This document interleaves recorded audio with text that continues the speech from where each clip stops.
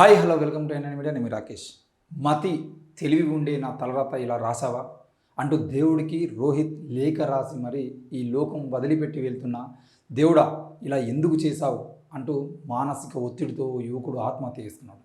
ఈ ఘటన రాజన్న సిరిసిల్ల జిల్లా వేములవాడ పట్టణంలో విషాదాన్ని నింపింది. ఆ వివరాలు ఏంటో ఇప్పుడు ఒకసారి చూద్దాం. ఆ దేవుని కొడుకులకు సావుండదని తెలిసి దేవుని కొడుకులకు సావుండదని తెలిసి ఆట ఆడిండు కొడుక, వాడు దొంగాట ఆడిండు బిడ్డ. ఆశలన్నీ ఆవిరయ్యాయంటూ సూసైడ్ నోట్ రాశాడు ఓ యువకుడు. ఈ లోకం నాకు అన్యాయం చేసింది, అందుకే బతకలేకపోతున్నా, దేవుని దగ్గరికి వెళ్తున్నానని చెప్పేసి సూసైడ్ లేఖ రాసి మరీ ఆత్మహత్య చేసుకున్నాడు. రాజన్న సిరిసిల్ల జిల్లా వేములవాడ పట్టణంలో విషాదం నెలకొంది.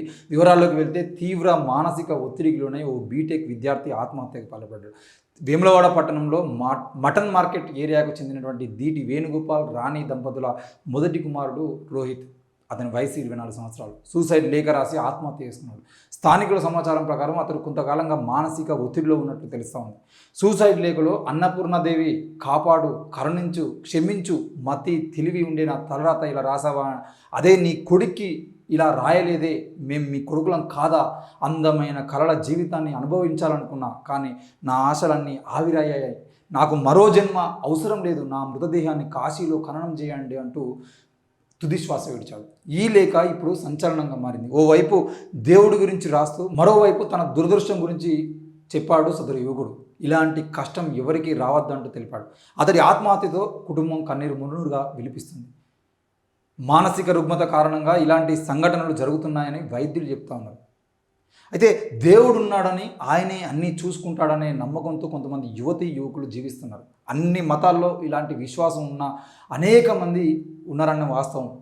దేవుడు తలరాతలు రాస్తాడని, ఆయన రాసిన తలరాతల వల్లనే జీవితాలు ఆనందంగా ఉంటాయనే నమ్మకం విశ్వాసంతో ఉన్న కొంతమంది జీవితాల్లో వెలుగులు లేకపోవడం వల్ల దేవుడిపైనే కోపం తెచ్చుకొని మరీ తనువును చాలించుకుంటున్నారు. వేములవాడలో శనివారం జరిగిన సంఘటన చూస్తే 25 సంవత్సరాల యువకుడు ఏకంగా దేవుడికి అనేక ప్రశ్నలు వేసి తనువు చాలించుకున్నటువంటి సంఘటన యువతరానికి ఏ సందేశం ఇస్తున్నది? దేవుడా, నీకు తెలివి మతి ఉండే నా తలరాత ఇలా రాసావా, అదే నీ కొడుకు అలా రాయలేదే, మేము నీ కొడుకులం కాదా, ఎందుకు మా తలరాత ఇలా రాశారు అని అనేక ప్రశ్నలు వేసి తన బలవన్మరణం చేస్తున్నాడు. ఈ సంఘటన సమాజానికి ఏం సందేశం ఇస్తుంది? ఎంఎస్సి చదువుకున్న యువకుడికి ఉద్యోగం రాకపోవడానికి దేవుణ్ణి కారణంగా చూపించి తను మరణించాడు. నాకు ఉద్యోగం రాకపోవడానికి ప్రధాన కారణం దేవుడని, ఎందుకు దేవుడు నాపై ప్రేమ చూపడం లేదనే కోపం ఒకవైపు, డాక్టర్ కావాలనే కోరిక తీరకపోవడం మరోవైపు రోహిత్ను ఎంతగానో కుంగదీశాయి.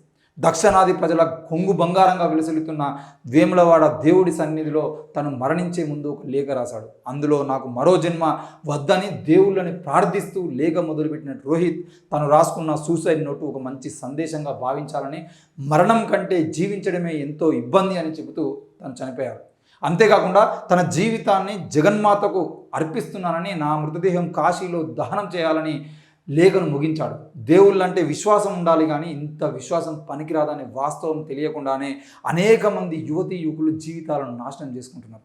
అన్ని మతాల్లో దేవుడి రక్షణ కోసం పరితపించేవారు వాస్తవాలను ఎందుకు పట్టించుకోవడం లేదో చర్చ జరగాల్సిన అవసరం ఉంది.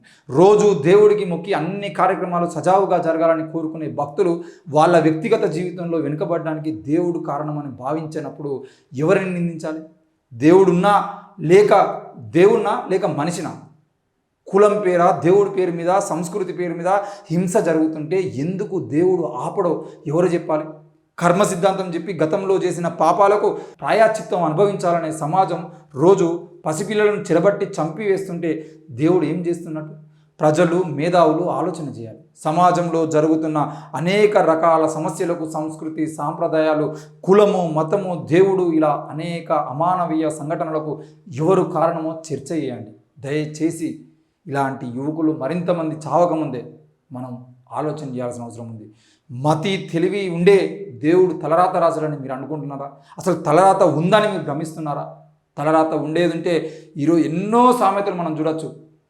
ఒక పాత సామెత ఒకటి ఉంటుంది, నిజంగా చేతి రాతల ద్వారానే మన జీవితాలు ఉంటాయి అనుకుంటే చేతుల్లో లేని వాళ్ళకు కూడా జీవితం ఉంది కదా అనే ఒక చిన్న ప్రశ్న మీ మెదడుకు వేయండి. ఈ తలరాతలు ఎవరు రాయరు, మన తలరాత మనమే రాసుకోవాలని చెప్పినటువంటి బుద్ధుల్ని మీరు చదవండి. తప్పకుండా శాస్త్రీయంగా ఆలోచించడం, శాస్త్రీయంగా జీవించడం నేర్చుకోవాలని చెప్పేసి కోరుతూ చూస్తూనే ఉండండి ఎన్ఐ మీడియా. Thank you.